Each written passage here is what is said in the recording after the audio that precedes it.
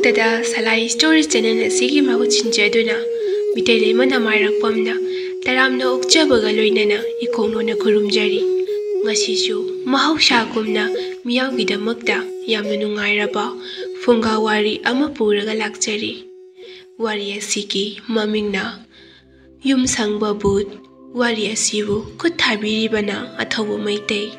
Wari asi pathokjabada soikibalan kiba yaurabashu tabiribasingna pukjen jauna ngakpiyu wari asi mayam punna taminarasi numidang saksana batongna matamni Lolita bidu makhon hauningbana loirami adubu Lolita du mapanda thokpadi kirami Lolita du phabungda humang kangna phamlaga hai tabramo ibungo Hoi bungo, noi bukan anom ta, mapanda ay bungayo lang ni noi ba? Masani pa ko ring du masahay pe leng laga. Ima, ay pabung dadum ngayram ke. As, othok pani da ko, hay mau, ngay kananom ta, ngayo lang hay bani ne. Ima, ay si dadum ngayram mage. Hay, nango da hay banate, imo da hay bane.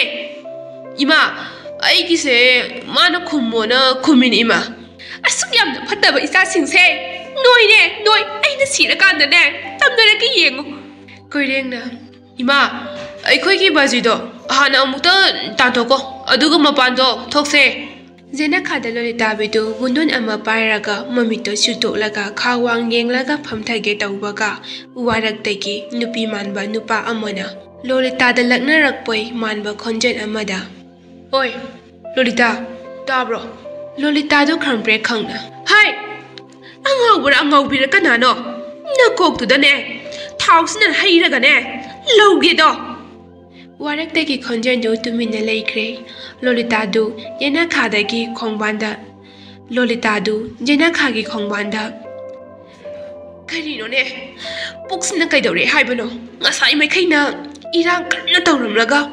Housina. Angang tung kibagumna tamina mu lady kishina ngasai makaidi khongse hamning mana ikai ki khangdabane hausiktane khanki kirakle amu aibu phamlaga dum leirasira Lolita gi maningda sambelai pareng sangna hauribadu soro launa amuk singai Lolita du kambrek khangna hai angau bira kanano kihan gi hairagana mafam khangna ma kihalo Adusunatana, Machin.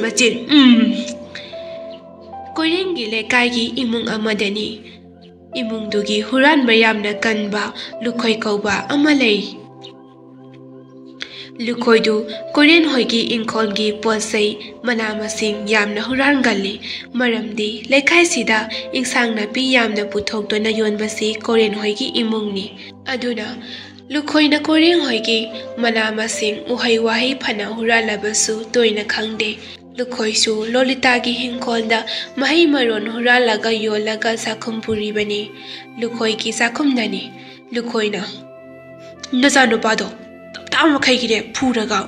Amuta tuman ko. Apung jaw do. Sana bina. Inahalong kay dogi mapa. Nazano pasu huran bado. Karahisa sani kay dorage. Hay. Najano pado. Makon yam na toine. Huran pamdo. Lampak to mangare. Mana kalido. Aduga. Migi paliba. Mahi marong singdo. Magi kongpang na kaubada. Sana pamdo mangare ne. Kadaido. Sakto tunam da piro. Tamna bagi matam yarok adi. Changba amung. Ngamloy ay. Tamnari nina numit kudingi. Mana ba kutam na ngakta. Adugi haradi aise kifamdi thokdrabani adu mapa tamna base migi lamdedi kamaina tamna jano moi gi marondaga tamna bazala tamna rini kaino magi londa tamna raga ki haledi kaino aina langphaida huramba tambagi leiba kan moi gi khungi maronda tamna ba ma thengnare ado lon khangda bagana tamdara pasisu ki ko mama Nakong mayadaga, murung solak pasidi, kiye bo mama. Kadak ama yauriye, moy mapagise.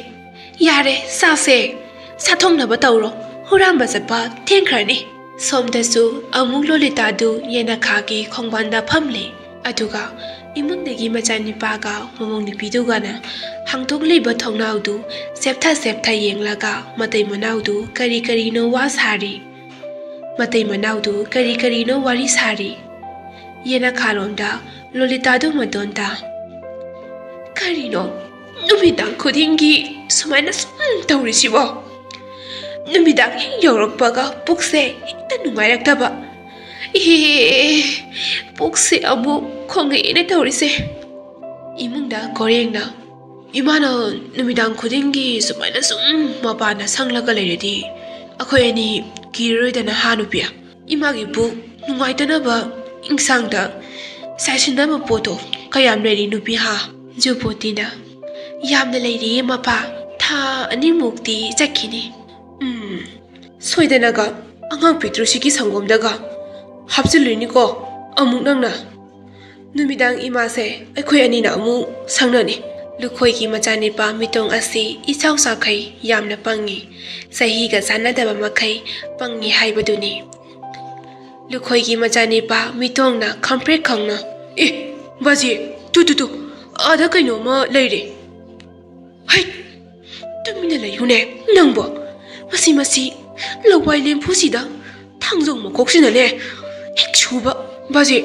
Aidi Minna Ubodo Sum Haibani Bazi Tu Mamangda Anguba Ma Chaletu Kari Haiba Anguba Haiba Bazi San Angubane tu As Talete Bungonakse Oiba Lukoido Madonta Masibo Taptaina Puraga Kongbana Napchilaga Tamlam Nasilani Aiba Metongdo Mapalo Koiki Mamangda Jongsong Luna Selam Madegi Kampre Kangna Amule Blaga Bazi Ada Aikoiki Mangda Anguba Moleplise Ubriung Nebaji Yunga Nang Tangzong Muning Shinane Soidane Yalaganing a city Karino Nangna Mangda Musalam Badegi Tungdamu Handarlisibo I wonder need in Nangbo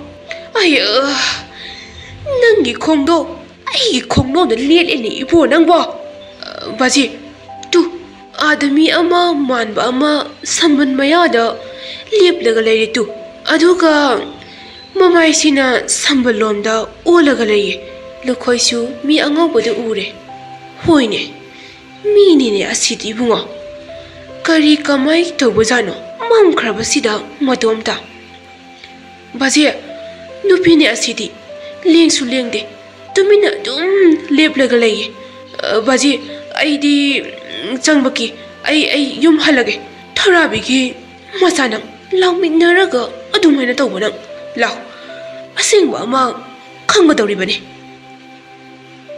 Mapa Masado Saman Mayada Lep Libanupi Aduki Manakta Tamna Jangai Lukoina Tamna Ho Kanano Nangbo Nupiduna Sambalonda Olaga Ai Hanglakano Mitongna Bazi Asibu Awinki Nupi Orijala Makondi Nupamandro Aibu Taibang Miga Manabrane ha Ibungo Yumda Halasira Yakrai Bazi Nupise Masa Kangtokse Hoine Kawine Isanopa Huramba Tambiba Lakpani Koikise Huramba Tambiba Laklaga Nupi Tingna Badagi Silakpa Kaitudi Ha Hey Nupi Nangbu Kaidori Haibano Tau Nang Kuraton Wahaike Aigise Imokti Balakwana Teko Isanupa se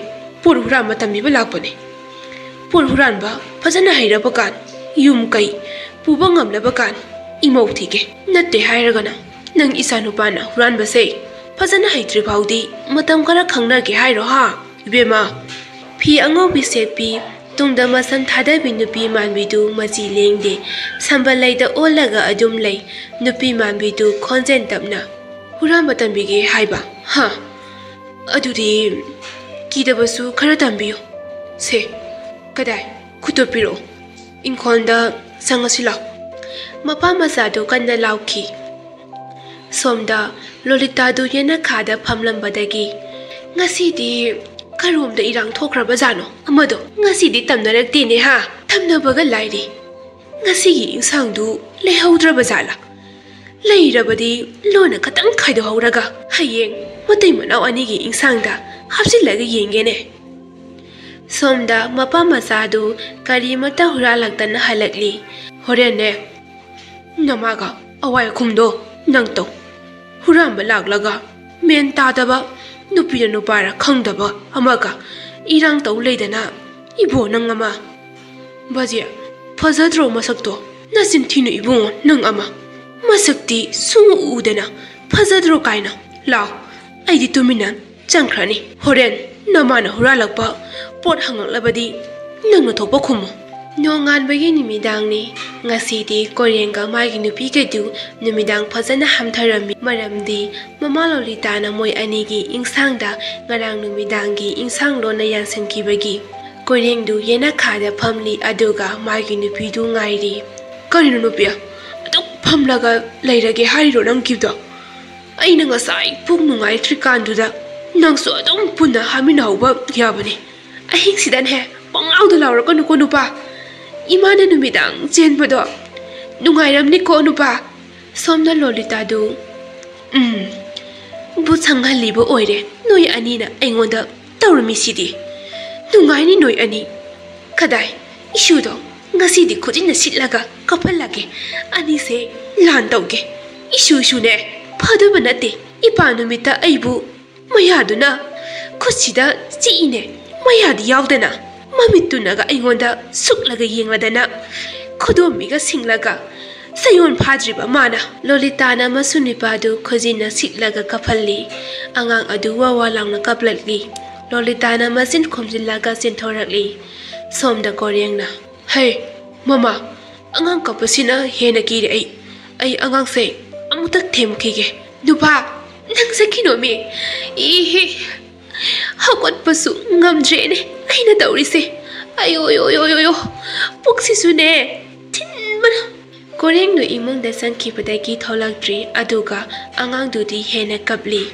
angangna hena kaplakpadu korengna khojina amu sikpagi oiramni maramdi angang themba saraga imungda leinabagini korengidu mapanda korengi nupi jobutidu phamlekan jena khagi sambalai marakta nupagi khonjen manbi nupi amana tapna ui jubuti ui ai ubro ha jubuti ui lao hingkonda changluse jubuti tu phamna khawang amu kolei leilega yenglaga kanano hurambra natragana kanano nang aine yum sangba Bhoot hai yumga sangbiranu yare nang inkolno ina sanguro nang ado lin kharaudi mi sikpani he kariya linna mi si haiba hai nuba thabru nuba ai linna si e lolita do lin palak paduda masamana sab yungmi kariya lin haiba hausikki dubo kadai degi lin none lolita gi nipa lekhidaba sahi yamle lolita gi nupa sauren nupi amagumna tawi aduga sauren asi nupi sabe gi kumai tawba nupi saba nupa amani sauren nu lamang tumhang amadi leirak kaida chatuna hingnaba gi simhamda lin phaduna mitang kumai tawduna sentan jaba puchen chamjaba nupi sabi nupa amasuni noma sauren lamang amagi leipanda khawjau amai pairaga masigi makunsini ngarang asoba phajaba lin ama sankhibadu yompak sina makhongse tawkhairaga hikta talage saurendo mayumna khaw ama yalaga sangi aduga sumangda phamlaga hai tabra lolita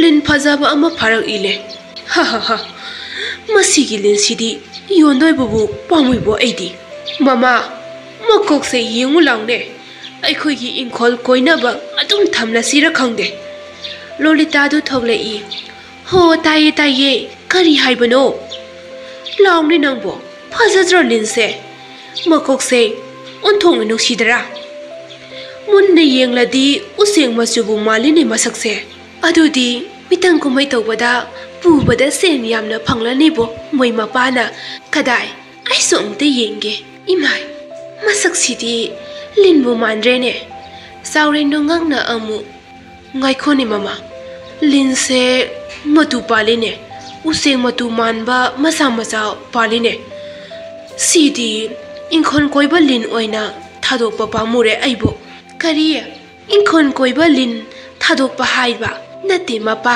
ꯂꯤꯟꯁꯦ ꯃꯇꯤꯛ ꯃꯌꯥꯏ ꯆꯦꯟꯅ ꯎꯏ ꯂꯟ ꯄꯨꯁꯤꯜꯂꯛꯀꯗꯧꯕ ꯃꯥꯜꯂꯤ ꯏꯍꯦ ꯑꯩ ꯊꯥꯗꯣꯛꯀꯦ ꯈꯜꯂꯒ ꯂꯥꯛꯄꯅꯤ ꯑꯗꯣ ꯍꯧꯖꯤꯛꯇꯤ ꯈꯟꯗ꯭ꯔꯦ ꯃꯗꯨ ꯀꯥꯟꯅꯗꯦ ꯐꯖꯅꯅꯦ ꯂꯤꯟꯕꯤꯁꯦ ꯃꯐꯝ ꯆꯥꯕ ꯑꯃꯗ ꯊꯝꯂꯒꯅꯦ ꯃꯆꯥ ꯂꯧꯁꯤ ꯀꯥꯟꯅꯗꯦ ꯃꯃꯥ ꯍꯥ ꯂꯤꯟꯕꯤ ꯍꯥꯏꯗꯤ ꯀꯔꯤꯅꯣ ꯃꯄꯥ ꯂꯤꯟꯕꯤ ꯍꯥꯏꯔꯗꯤ ꯂꯤꯟ ꯃꯄꯤ ꯍꯥꯏꯕꯅꯤ ꯌꯦꯟꯕꯤ ꯍꯨꯏꯕꯤ ꯁꯟꯕꯤ ꯑꯣꯛꯄꯤ ꯑꯗꯨꯗꯒꯤ ꯂꯤꯟꯕꯤ ꯐꯖꯗ꯭ꯔꯣ ꯃꯃꯤꯡꯁꯦ ꯍꯥ ꯃꯃꯥ ꯑꯩꯗꯤ ꯃꯍꯨꯁꯨ ꯄꯥꯟꯗꯕ ꯂꯤꯟꯁꯦ ꯂꯤꯟꯕꯤ ꯀꯧꯔꯦꯀꯣ ꯃꯃꯥ ꯌꯦꯡꯕꯗ ꯌꯥꯝꯅ ꯐꯖꯔꯕ ꯅꯨꯡꯁꯤꯔꯕ ꯃꯍꯨ ꯆꯦꯟꯗꯕ ꯂꯤꯟꯗꯨ ꯆꯥꯎꯔꯦꯟ ꯃꯇꯩ ꯃꯅꯥꯎꯅ ꯌꯣꯛꯂꯝꯃꯤ ꯊꯥ ꯈꯔ ꯂꯩꯔꯒ ꯀꯣꯔꯦꯡꯁꯨ ꯄꯣꯛꯂꯝꯃꯤ ꯑꯗꯨꯒ ꯂꯤꯟꯕꯤꯁꯨ ꯃꯄꯨꯡ ꯃꯔꯩ ꯐꯥꯅ ꯐꯖꯅ ꯐꯖꯔꯕ ꯃꯇꯨ ꯖꯨꯝ ꯖꯨꯝ ꯂꯥꯎꯕ ꯍꯥꯏꯅꯤꯡꯉꯥꯏ ꯂꯩꯇꯅ ꯅꯨꯡꯁꯤꯕ ꯂꯤꯟꯕꯤ ꯑꯃ ꯑꯣꯏꯔꯝꯃꯤ ꯀꯣꯏꯔꯦꯟꯗꯨ ꯋꯥꯈꯜ ꯇꯥꯔꯛꯄ ꯆꯥꯎꯔꯛꯄ ꯃꯇꯝꯅꯤ ꯆꯥꯎꯔꯦꯟꯅ ꯂꯤꯟꯗꯨꯒꯤ ꯃꯇꯦꯡꯅ ꯁꯦꯜ ꯌꯥꯝꯅ ꯄꯥꯏꯈꯠꯂꯛꯄ ꯑꯗꯨꯗ ꯂꯩꯀꯥꯏꯒꯤ ꯃꯤꯑꯣꯏ ꯈꯔꯗꯤ ꯀꯜꯂꯛꯄ ꯐꯥꯎꯔꯛꯅꯕꯁꯨ ꯌꯥꯎꯅꯔꯝꯃꯤ ꯅꯣꯡꯃꯅꯤ ꯏꯇꯣꯆꯥꯒꯤ ꯌꯨꯝꯗꯅꯤ ꯏꯇꯣꯆꯥꯗꯨ ꯆꯥꯛꯈꯨꯝꯗ ꯍꯤꯗꯥꯛ ꯃꯆꯥ ꯑꯃ ꯄꯥꯏꯅ ꯄꯥꯏꯅ ꯇꯥꯔꯤꯕ꯭ꯔꯥ ꯃꯃꯥ ꯍꯥ ꯆꯥꯔꯝꯗꯥꯏꯗ ꯁꯤꯃꯥꯏꯅ ꯃꯆꯥ ꯑꯃ ꯀꯔꯤ ꯑꯃ ꯍꯦꯛ ꯍꯦꯛ ꯄꯥꯏꯕꯁꯦ ꯏꯁꯥ ꯅꯨꯡꯉꯥꯏꯅꯦ ꯅꯣꯏꯕꯨ ꯍꯥ ꯏꯇꯣꯆꯥꯕꯤꯒꯤ ꯅꯨꯄꯤꯅ ꯐꯤꯡꯂꯞꯅ ꯅꯪ ꯅꯇꯣꯝꯇ ꯅꯨꯡꯉꯥꯏꯍꯧꯔꯣ ꯇꯨꯡꯒꯤꯗꯤ ꯁꯨꯛꯈꯟ ꯈꯜꯂꯨꯅꯨ ꯀꯔꯤꯅꯣ ꯃꯃꯥ ꯆꯥꯔꯝꯗꯥꯏꯁꯤꯗ ꯁꯨꯃꯥꯏꯅ ꯍꯦꯛ ꯍꯦꯛ ꯇꯧꯕꯗꯣ ꯇꯧꯅꯨꯅꯦ ꯅꯪꯕꯨ ꯌꯦꯡꯉꯨ ꯁꯨꯝ ꯂꯣꯂꯤꯇꯥ ꯍꯣꯏꯒꯤꯅꯅꯦ ꯅꯣꯡꯃ ꯅꯣꯡꯃꯒꯤ ꯃꯌꯨꯝ ꯃꯀꯩꯁꯦ ꯋꯥꯡꯈꯠꯂꯛꯏꯕ ꯑꯗꯨꯒ ꯑꯩꯈꯣꯏꯒꯤꯅꯅꯦ ꯅꯣꯡꯃ ꯅꯣꯡꯃꯒꯤ ꯅꯣꯡ ꯁꯨꯝ ꯌꯨꯔꯛꯂꯤꯕ ꯃꯤ ꯇꯥꯅꯤ ꯆꯥꯎꯔꯦꯟꯗꯤ ꯃꯤꯇꯪ ꯇꯧꯔꯤꯁꯤꯗꯤ ꯅꯨꯄꯤ ꯁꯥꯔꯒ ꯁꯦꯜ ꯇꯥꯜꯂꯤꯁꯤꯗꯤ ꯑꯗꯨꯒꯤ ꯁꯦꯟ ꯄꯥꯏꯖꯔꯤꯅꯤ ꯀꯩꯅꯣ ꯃꯤꯒꯤꯗꯤ ꯏꯪꯈꯣꯜ ꯑꯆꯧꯕ ꯑꯃꯁꯨ ꯂꯩꯔꯤ ꯃꯅꯥ ꯃꯁꯤꯡ ꯄꯩꯈꯩ ꯊꯥꯕ ꯃꯍꯩ ꯃꯔꯣꯡꯁꯨ ꯌꯣꯜꯂꯤꯁꯤꯗꯤ ꯏꯇꯣꯆꯥꯗꯨ ꯑꯍꯤꯡꯗꯨ ꯂꯣꯡꯅ ꯍꯤꯞꯂꯒ ꯋꯥꯈꯜ ꯃꯆꯥ ꯃꯆꯥ ꯈꯜꯂꯤ ꯇꯥ ꯆꯥꯎꯔꯦꯟꯒꯤ ꯏꯪꯈꯣꯜꯗꯒꯤ ꯃꯅꯥ ꯃꯁꯤꯡ ꯌꯣꯟꯕꯅ ꯁꯨꯃꯥꯏꯅ ꯌꯨꯝ ꯃꯔꯣꯟ ꯁꯥꯕꯗꯤ ꯉꯝꯗꯣꯏꯕ ꯅꯠꯇꯦ ꯃꯥꯒꯤꯁꯦ ꯄꯣꯠ ꯑꯃꯗꯤ ꯂꯣꯠꯂꯤꯁꯦ ꯏꯇꯣꯆꯥꯕꯤꯒꯤ ꯅꯨꯄꯤꯗꯨ ꯌꯦꯅꯈꯥꯗ ꯂꯦꯞꯂꯒ ꯆꯥꯎꯔꯦꯟꯒꯤ ꯐꯖꯕ ꯌꯨꯝꯗꯨ ꯌꯦꯡꯂꯒ ꯇꯥ ꯆꯥꯎꯔꯦꯟꯅ ꯃꯤꯇꯪ ꯇꯧꯕ ꯆꯠꯂꯤꯁꯦ ꯀꯔꯤ ꯂꯝꯗ ꯑꯣꯏꯔꯖꯥꯠꯅꯣ ꯃꯤꯇꯪꯅꯗꯤ ꯁꯨꯃꯥꯏꯅ ꯁꯦꯟ ꯄꯥꯏꯔꯣꯏꯗ ꯃꯣꯏ ꯏꯪꯈꯣꯜꯁꯤꯗ ꯊꯥꯔꯤꯕ ꯃꯅꯥ ꯃꯁꯤꯡ ꯁꯤꯡꯁꯤꯗꯒꯤ ꯐꯪꯂꯛꯄ ꯁꯦꯟꯅ ꯑꯣꯏꯔꯝꯗꯣꯏ ꯃꯥꯜꯂꯤ ꯑꯁ ꯀꯜꯂꯛꯄꯅ ꯏꯁꯥꯁꯦ ꯃꯔꯦꯡ ꯃꯔꯦꯡ ꯆꯠꯂꯦ ꯑꯩꯗꯤ ꯆꯥꯎꯔꯦꯟꯅ ꯂꯣꯏꯔꯤꯕ ꯂꯤꯟꯗꯨ ꯆꯍꯤ 9-10 ꯍꯥꯏꯔꯦ ꯑꯗꯨꯕꯨ ꯃꯁꯛ ꯐꯖꯕ ꯂꯤꯟꯗꯨ ꯃꯆꯥꯗꯤ ꯄꯣꯛꯇ꯭ꯔꯤ ꯂꯥꯕ ꯑꯣꯏꯔ ꯃꯥꯜꯂꯦ ꯉꯁꯤꯁꯨ ꯏꯇꯣꯆꯥꯕꯤꯒꯤ ꯅꯨꯄꯤꯅ ꯆꯥꯎꯔꯦꯟꯒꯤ ꯐꯖꯔꯕ ꯋꯥꯡꯂꯕ ꯌꯨꯝꯗꯨ ꯃꯤꯇꯥꯕ ꯍꯦꯜꯂꯛꯂꯤ ꯅꯣꯡꯃ ꯑꯍꯤꯡ ꯑꯃꯅꯤ ꯑꯗꯣ ꯅꯨꯄꯤ ꯑꯩꯈꯣꯏ ꯑꯅꯤꯅ ꯇꯧꯗꯣꯔꯤꯕꯁꯦ ꯑꯐꯕꯗꯤ ꯅꯠꯇꯦꯕꯣ ꯁꯨꯅꯤꯡꯗꯕ ꯃꯤꯅꯁꯨ ꯈꯔ ꯍꯦꯟꯕꯖꯥꯠꯅꯤ ꯃꯤꯒꯤ ꯃꯔꯝ ꯃꯊꯨꯝꯁꯦ ꯀꯂꯧ ꯈꯝꯕꯟꯕꯁꯦ ꯍꯣ ꯀꯂꯛꯄ ꯅꯠꯇꯤꯌꯦ ꯁꯥꯎꯅꯤꯡꯕꯒꯤꯅꯤ ꯑꯩꯒꯤꯁꯦ ꯏꯇꯣꯆꯥꯒ ꯃꯥꯒꯤ ꯅꯨꯄꯤꯒꯗꯨ ꯆꯥꯎꯔꯦꯟꯒꯤ ꯏꯪꯈꯣꯜꯗ ꯏꯇꯣꯆꯥꯅ ꯍꯥꯏ ꯇꯥ ꯆꯥꯎꯔꯦꯟ ꯅꯥꯈꯨꯕꯒꯤ ꯃꯈꯣꯟ ꯇꯥꯏꯅꯦ ꯍꯥ ꯑꯩꯗꯤ ꯁꯤꯕꯨ ꯇꯥ ꯆꯥꯎꯔꯦꯟꯗꯨ ꯉꯥꯏꯔꯒ ꯂꯩꯔꯝꯃꯗꯤ ꯈꯜꯂꯣ ꯏꯕꯥꯅꯤꯅ ꯉꯁꯥꯏꯗꯒꯤ ꯑꯍꯤꯡꯁꯤꯗ ꯑꯄꯪ ꯊꯧꯅꯥꯗꯧꯅ ꯅꯪꯒꯤ ꯑꯗꯨ ꯑꯗꯥ ꯑꯩ ꯈꯪꯗꯦ ꯌꯨꯝꯗ ꯃꯥꯏꯔꯦꯟ ꯑꯂꯨ ꯇꯣꯔꯣꯕꯣꯠ ꯊꯕꯤ ꯄꯨꯝꯕꯅꯦ ꯉꯝꯃꯤ ꯃꯈꯩ ꯄꯨꯁꯤꯟꯈꯤꯁꯤ ꯍꯣꯏ ꯅꯪꯅ ꯍꯥꯏꯔꯤ ꯃꯈꯩ ꯑꯩꯅ ꯂꯣꯏꯅ ꯌꯥꯔꯗꯕꯅꯤꯀꯣ ꯅꯨꯄꯤ ꯏꯇꯣꯆꯥꯒ ꯃꯥꯒꯤ ꯅꯨꯄꯤꯒꯗꯨ ꯆꯥꯎꯔꯦꯟꯒꯤ ꯃꯅꯥ ꯃꯁꯤꯡ ꯑꯗꯨ ꯊꯥꯡ ꯑꯃ ꯄꯥꯏꯔꯒ ꯑꯉꯝꯕꯤ ꯊꯥꯛꯇ ꯌꯥꯟꯊꯠꯄ ꯍꯥꯏꯗꯠꯄ ꯇꯧꯔꯤ ꯁꯣꯝꯗ ꯆꯥꯎꯔꯦꯟꯗꯨ ꯌꯦꯅꯈꯥꯒꯤ ꯊꯣꯡꯖꯤꯟꯗ ꯃꯥꯒꯤ ꯅꯨꯄꯤ ꯁꯥꯕꯤꯒꯤ ꯐꯤꯔꯣꯜ ꯑꯃꯗꯤ ꯃꯁꯝ ꯃꯅꯥꯁꯤꯡꯗꯨ ꯍꯥꯞꯆꯤꯜꯂꯒ ꯆꯥꯎꯔꯦꯟꯗꯨ ꯈꯨꯖꯥꯏꯗꯨ ꯃꯈꯨꯠꯇ ꯏꯁꯤꯡ ꯍꯥꯝꯂꯝꯕꯗꯒꯤ ꯃꯥꯒꯤ ꯏꯪꯈꯣꯜꯂꯣꯝꯗ ꯌꯦꯡꯂꯒ ꯂꯣꯛꯄ ꯌꯥꯔꯕ ꯃꯍꯩ ꯃꯔꯣꯡ ꯉꯥꯛꯇꯅꯤ ꯑꯩꯒꯤꯁꯦ ꯁꯣꯝꯗ ꯏꯇꯣꯆꯥꯕꯤꯒꯤ ꯃꯇꯩ ꯃꯅꯥꯎꯁꯨ ꯊꯥꯡꯖꯧ ꯑꯃꯗꯤ ꯊꯥꯡꯁꯥꯡ ꯑꯃ ꯄꯥꯏꯔꯒ ꯌꯥꯝꯈ꯭ꯔꯕ ꯃꯈꯜ ꯀꯌꯥꯒꯤ ꯃꯍꯩ ꯃꯔꯣꯡꯁꯤꯡꯗꯨ ꯌꯥꯟꯊꯠꯂꯒ ꯃꯥꯡꯍꯜꯂꯤ ꯅꯨꯄꯤ ꯑꯩꯗꯤ ꯋꯥꯔꯦꯍꯦ ꯉꯥꯏꯍꯥꯛꯇ ꯄꯣꯊꯥꯈꯤꯁꯤ ꯂꯥꯎ Kanade, tarabuza se. Ama khairaga sasi. Famula. Saurendu magi inkolgi kontongdu hangbaga. Is, karino. Inkolgi mahi maron singside. Hai, kananori noiba. Migi mahi maron singda noine loinam mangan dahali base ha. Saurendu ito zaga magi nupiga do tamna chansila ai.